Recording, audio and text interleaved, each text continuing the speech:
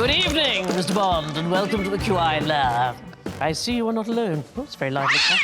Thank you. Lively. Tonight's little episode is dedicated to secret spies and sleuths. Allow me to introduce my associates on a need-to-know basis. The hush-hush, James Acaster. The highly classified Cariad Lloyd. The top secret Daliso Chaponda. And the man with no name, Alan Davis. And their buzzers, James goes.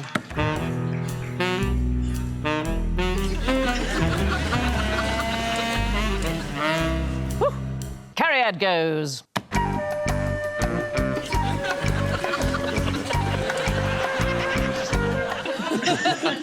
Daliso goes. Oh, that's very cool. Look, yeah. And Alan goes.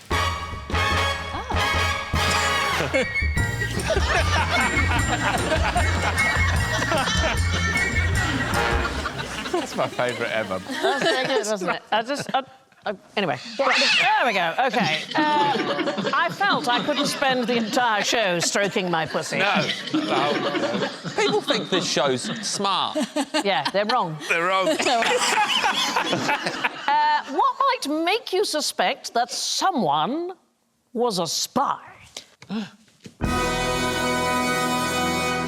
OK, I've actually got to say I'm very overqualified for this. Oh, right? why? OK. Well, I've met a spy. Have you? Just yet. My father's an African politician in Malawi. A few years ago, he was arrested. His office blew up.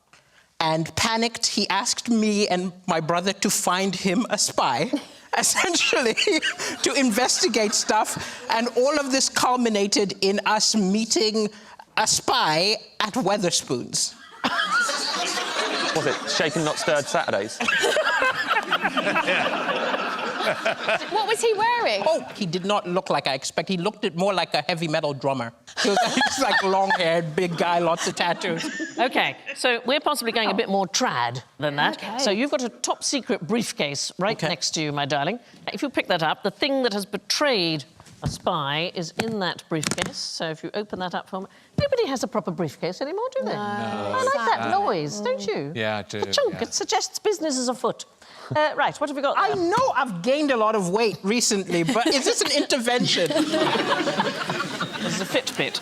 So what happened was, in 2018, they were tracking data from Fitbits, and it made it possible to work out where soldiers at American military bases had been jogging. So the data came from a company called Strava, and it's used by Fitbits and smartphones and so on to log exercise, and they released this heat map of activity.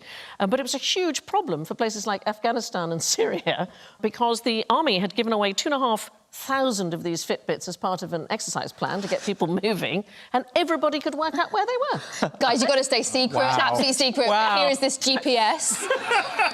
Cariad, let's have a look. You've got a briefcase as well. See what's in yours. I feel like the really cool kid at school. Yeah. Bought my own briefcase, guys. Oh, What have you got? I have got some moustaches. Oh, which one do you think suits you? Well, there's some here. There's the smarty, the rogue, the scoundrel, Casanova, party boy. I think I'm a party boy. But then, what about the Frida Kahlo? Oh, the Frida Kahlo. That's very good. Oh, nice. The monobrow. But the top really sells it. Yeah, as that's well. what I thought. That's what I thought. Yeah. I just need a monkey. You would not draw attention to yourself at all if you had that. No. Quite a lot of people look like that in Weatherspoons. So here's a true story. 2008, an MI6 officer appeared on the One Show to talk about recruitment, and he was wearing a false moustache. No. And it fell off. during the segment, so the studio lights had weakened the glue, and the interviewer eventually had to point out that it was peeling off, and he replied, "I was worried that might happen." And he put it in his pocket for the rest of the interview. They edited that bit out, and it was obscured in the final programme, so the viewers didn't know about it. But don't you think that's marvellous? James, you've got a briefcase. Let's have a look at your briefcase. What have you got in there? I genuinely can't open it. Oh, Jay, don't pretend you didn't have a briefcase at school. James has got loads of briefcases. Yeah, he's like, right, how did this work? Yeah, hold on a sec. I think I've changed the combination. I'm going for 007.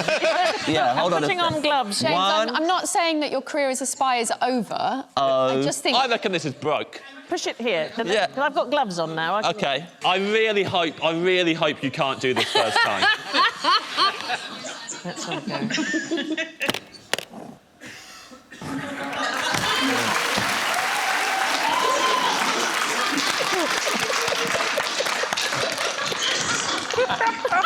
And with rubber gloves on, James. Rubber gloves.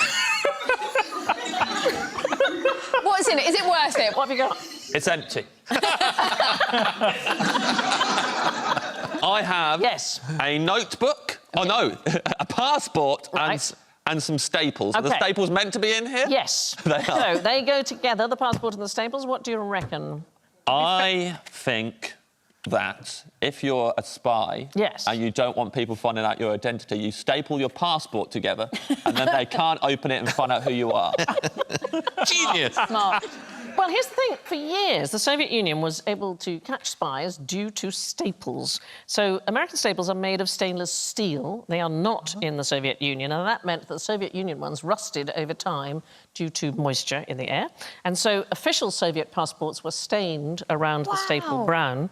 Passports forged in the United States by their agents did not have rust stains, and that would make people suspicious. That's wow. amazing. I know, that's very cool, Really isn't it? cool, yeah. Right, Alan, your briefcase. Do you need help, or do you think you'll be able to open it I don't. like a They're turtle? really difficult, Alan. Take your time. Oh, straight away, first time, James. Pretty easy. Here's the really annoying thing. I can't close this. What have you got, Danny? Got loads of fabric. Laundry. It's laundry. So laundry and spying, how would you think that goes together?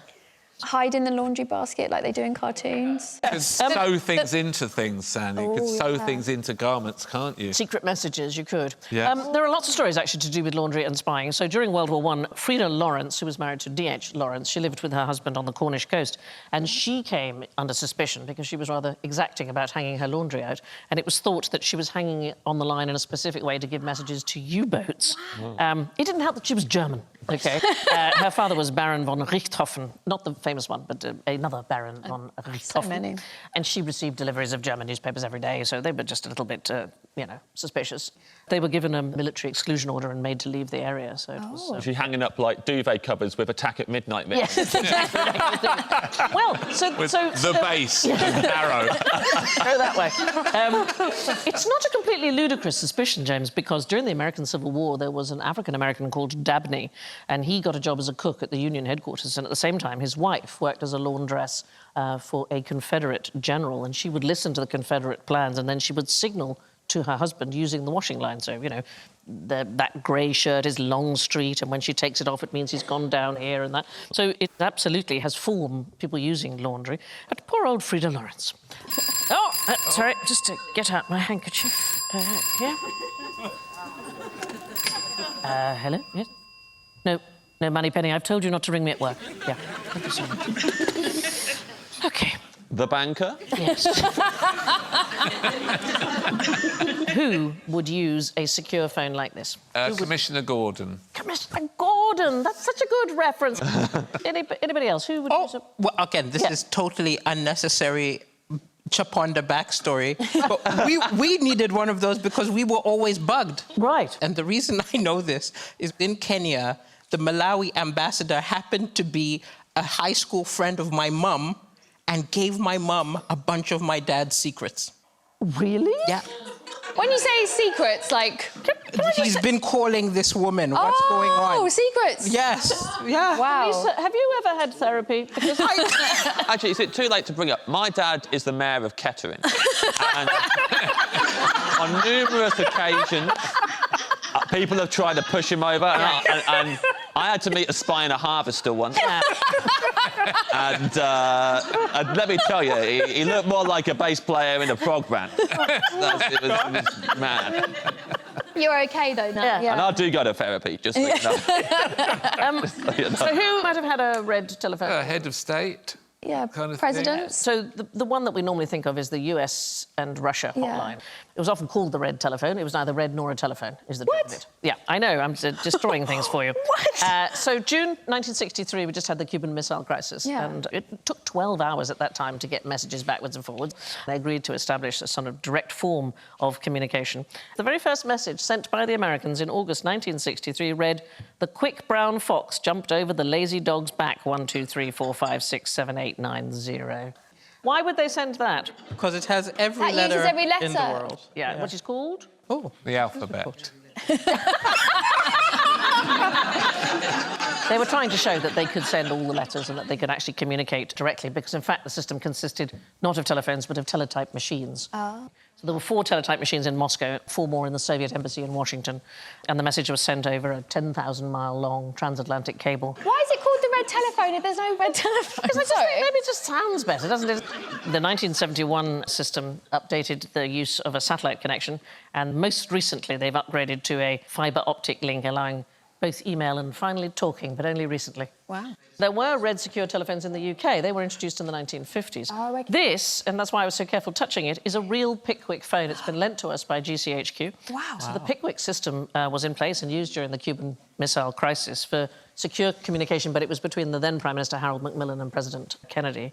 And basically this would attach to the cipher unit, and that sort of mashed up the speech and prevented eavesdroppers from understanding what was going on. What I like is the British Army, they thought this is the way to do it. They used to hire operators with strong regional accents so that if anybody was eavesdropping, they thought, well, they'll never understand what they bloody said. Listen, we're going to invade Yeah. Hello. at 5:20, OK?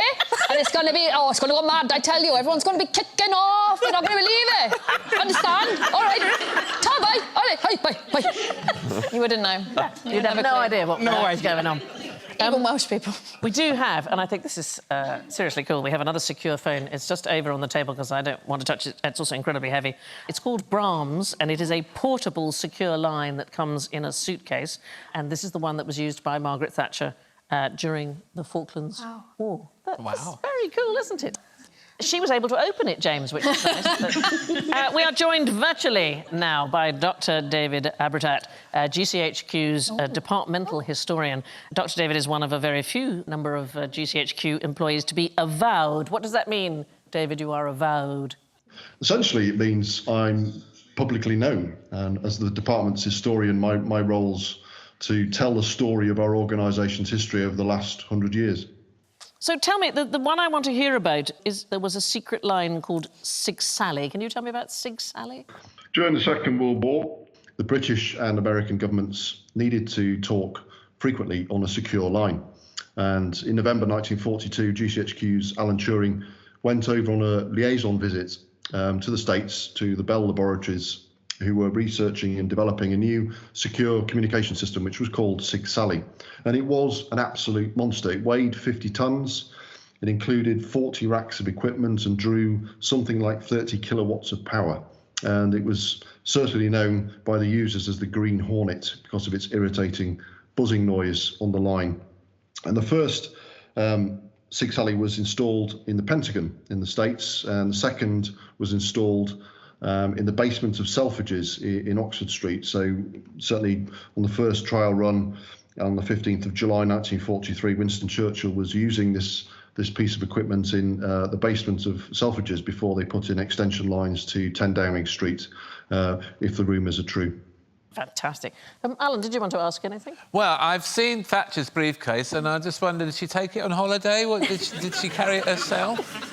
Did Margaret Thatcher ever go on holiday? Perhaps not. Well, the briefcase phone you've got is called Brahms, which was developed in the early 1980s, and it was used by the British Prime Minister Margaret Thatcher at the time during the Falklands conflict to communicate securely with her cabinet and to the senior military officers of the time. Well, it's been fascinating. I don't know if you send love to everybody at GCHQ. I send love to everybody at GCHQ. And thank you very much, Dr. David Abritat. Now, complete this sentence. If you're invited to a penetration party, it's best to practice safe... Safe words. In case things get hairy. That's very... And I'm worried that you know that. What are they penetrating? That's the question. Is it a person? No. No. Thank It goodness for isn't. that. You are best to practice safe cracking. Penetration party is a perfectly innocent phrase used by safecrackers to describe an all-night event where they practice opening safes. Wow. And it was invented by accident. So there was a safecracker who's called Dave McOmie. He's a bit of a legend, this guy, OK? He edits the International Safecracker magazine. Wow. He looks exactly like I thought he would. That's not even him. That's a general look, frankly. Can we talk about the guy in the background with the orange back support? Yeah, that is worrying, isn't it? I really want to be in the shop where he was buying that back support, going, I'm going to a penetration party later. I'm going to need a back support for it. Just the best one you've got. It's a big penetration party. A lot of guys. This one comes with a free matching cap. Oh, perfect. He's the only one with the headphones on. Who's he talking to? There's someone in the safe. I'm inside now. Are you wearing the back support? Over. Yeah, but I'm the only one. I'm standing out. So they were at a convention in Philadelphia, and one of the attendees mentioned that he had a warehouse filled with about 80 safes which all needed opening. So they decided to do a masterclass with these 80 things. Everybody got their equipment. They spent all night. It's just fun, right? All night working on the safe. They managed to open every single one of them. And now it's become a thing. People have penetration parties. How would you open a safe? Do you know the different ways? No, I did. Twice. Yeah. I've moved house, and there's been a safe, a big safe, in the house I couldn't get in. And the second time it happened to me, I thought, I want to get rid of that, and it took 6 men. To get rid of I wasn't one of them. I didn't have a back support. No. Incredibly heavy thing, and to this day I don't know what was in it. Oh, wow. I mean, the weight of it, presumably loads of gold.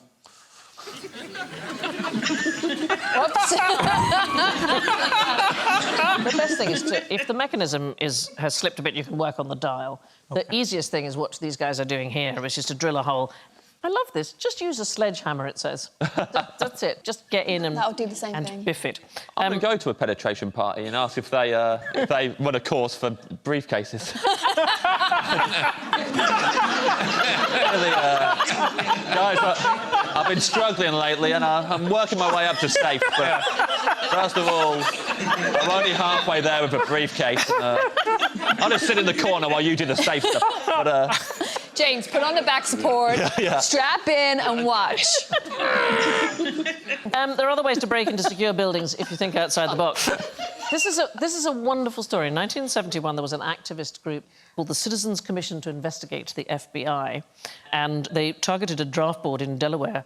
And to gain access, all they did was they left a note on the door that read, "Please don't lock this door tonight." Whoa. No. Yeah, and nobody did. So it completely worked. And they went in and stole everything that they needed. Genius! Isn't that brilliant? And it revealed evidence of massive wrongdoing and spying and criminal activity by Edgar Hoover's FBI, which was then sent to journalists. Wow. 200 agents went on a manhunt to try and find out who did it, and they never did find the people. Anyway, moving on. How do you kickstart a Spitfire? Oh, what, does it have a crank? Do you get a glamorous lady to get in and sort it out for you? Well, she's probably one of the amazing women who delivered Spitfires once they'd been built. They were delivered by volunteers, and about a fifth of them were women. Wow. What do we talk about kickstarting now? Oh, like you go online and you Yeah. say, please give me money. Please give me money. I want to go to drama school. Yes, Yes. yeah. What, and then rival me in my career? I think not. No, not happening. It's crowdfunding. It's exactly... No. Yeah. So they needed to raise the money for the planes, and if you raised a certain amount, you were allowed to name the plane. What? OK? So there were crowd-funded Spitfires called things like All the Fun at the Fair, and carnivals and circuses people put that together. This is the early Boaty McBoat phase, basically. Yeah. The Dog Fighter was the Kennel Club. Unshackled Spirit was funded by British POWs while they were being held in Germany. So what happened was they crowdfunded via a series of coded letters that were sent in and out of prison, and the prisoners would instruct that army pay be redirected to the Swedish Red Cross, and the Red Cross sent it to the British Army to fund Spitfires. So they were still getting funds while they were at POWs in Germany? You still got paid even though you were being held. They redirected it. That's incredible. The Spitfire project as a whole owes everything to one woman who I think most people won't know about, but she is one of my heroines. She's called Lady Lucy Houston. Wow. She's fantastic. She knew that Britain would need a really strong air force. She knew this after World War I, and the government refused to pay for the development of aircraft, so she did. She personally paid the amounts of money that was needed for Rolls-Royce and Vickers Supermarine to create the engine and the aircraft that became the Spitfire. And I think most people won't know about her. She died in 1936. She never knew the impact of what she did, but she looked forward. Without her, we simply would not have had the Spitfire. I think she's amazing, and I think she's really worth knowing about. As indeed, do you know about Hazel Hill? No. Hazel Hill was 13 years old when her father, Fred Hill, was working for the Air Ministry, and she helped him do the calculations that eventually showed a Spitfire could be armed with 8 machine guns and not 4. And they did the sums at the kitchen table, and she, a 13-year-old, thought to have helped with the Battle of Britain. Wow. And in later life, she was saved by a Spitfire that she had helped to create. There was a German plane overhead, and then when she turned to look, a Spitfire was chasing it off. So that's and then the pilot was like, yeah, thanks Hazel. Keep doing your maths. At 13, she fixed Spitfires, and then we're like, James, can you open this briefcase?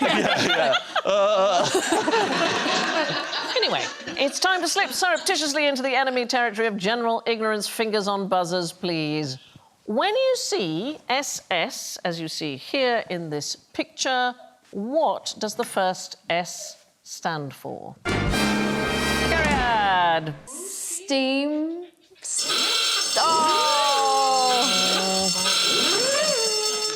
You were... Yeah. That's general ignorance. Yeah.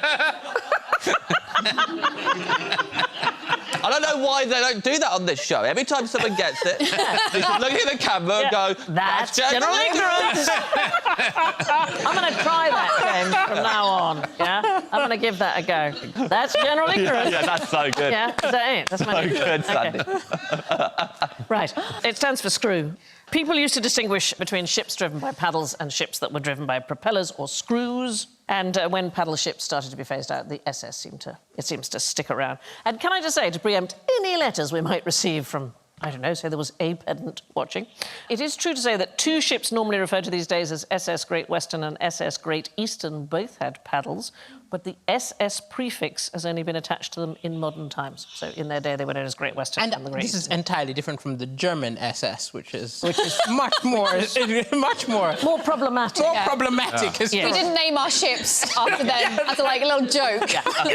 SS, remember those guys? That's crazy. So-and-so. The way you said, in case there's a pedant watching, made me think there is just one guy Just who writes one. it all the time, and it's Stephen Fry. I think you'll find. and he just addresses it to you. Dear Sandy. Dear, oh dear, oh dear. Right, where are Sudokus from? James. The newspaper. I can't do them. I can do them. I can do them. I'm number dyslexic. Is there number dyslexia? Yeah. It's I can't even say it. Discount. Count-ducula. So it's like numbers switch round when you're looking at them and do this. So Sudoku is a nightmare. I think I need to borrow money from you. I'll meet you in Wetherspoon. So newspapers, yes. Where Japan? I was sure I was right. Come on. Are they actually American? So, invented in the United States, 1979, by a puzzle magazine in Manhattan. And they were originally called Number Place. Oh, I'm scared already. There was a Japanese games manufacturer called Makikaji who brought them to Japan, and they wanted to give it a new name. And he said, my staff were pushing me to give it a new name, and I wanted to go horse racing. So I just created a name really quickly in about 25 seconds. Now, I'm going to say it all wrong, so I think we've written it out. What that means is numbers should be single, unmarried. But it's too long, and they decided to shorten it to Sudoku. Wow. And if you want to feel really dumb, they've got now these Rubik's Cubes, which are also Sudoku. Oh, my God. So, really? Yeah, look at that. I've never seen someone want something so much, so quickly. Just like, as soon as you heard about it, I was like, Sandy's going to buy one as soon as it finishes. This is over. There's a Kickstarter. She's already signed up. Pledged £500. Done. I had no idea. Nightmare. Heaven. Nightmare. But what about when you get to the last box and you realise you've got 2 8s in it, Yeah. Yeah. and somewhere right in the depths of Yeah. it there's a mistake. Yeah. Time Yeah. for You'll a never find it, No. and you've been doing it for 4 weeks. Yeah. You get your pencil and repeatedly stab yourself at the palm of the hand and then smear blood on your face. It's But okay. you'd only do that in a lockdown. It's all right. Would you like to stroke my pussy? I'm serious. There you go. Let's have a stroke of my pussy. You'll feel better. Ah!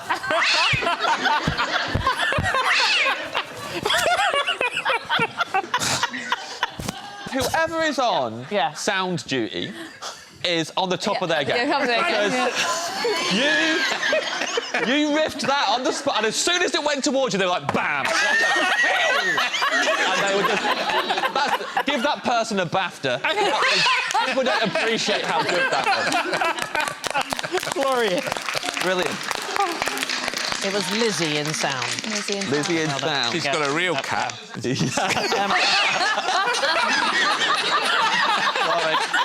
Come here, quick, stay in the room, stay in the And a room. very sharp pencil. Right. In homage to one of the most famous fictional spies, I think we should end with a martini, OK? So, how would anybody like theirs? Shaken, not stirred, no? So the thing is, but shaking a martini will ruin it. Yeah. And I know this because I'm a martini fan, Yeah. OK? So drinks like daiquiris, they're shaken. And the reason for that is that the ice dilutes the sweetness. Martinis are not sweet, so they don't need to be shaken. They're supposed to be served as concentrated as possible. Unfortunately, we can't drink the original martinis that James Bond is supposed to have had because one of the key ingredients is no longer available. Oh. It's known as a Vesper martini. It was named after the first Bond girl. She was called Vesper Lind. Vespa's Italian for wasp. Did you know that? Yes, that. that's hence The the... scooter, the scooter. Vespa, It sounds like a wasp. wasp, you see? I didn't know that. The Vesper martini contained gin and vodka and something called Quina Lillet. Doesn't sound pleasant, does it? It would absorb a lot. You don't want that in your martini. Anyway, the trick is to stir it. Have you got drinks there for yourselves? Yes. OK. Just to pour out into tribute here. Woohoo! OK. Do you know that Dick Van Dyke was once asked by Cubby Broccoli if he wanted to take over from Sean Connery in the role?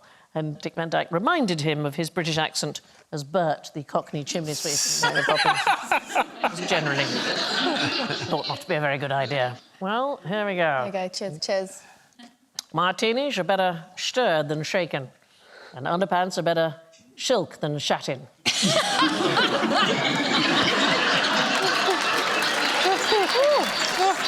And with that, it's the final dash towards the scores.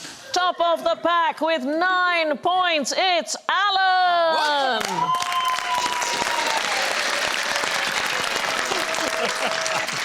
Second with 8 points, it's James!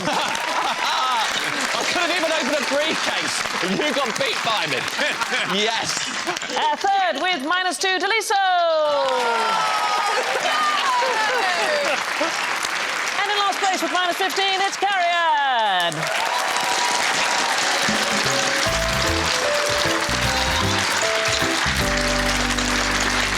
My thanks to James, Cariad, Daliso and Alan, and I leave you with this secret sign-off from Lucille Ball.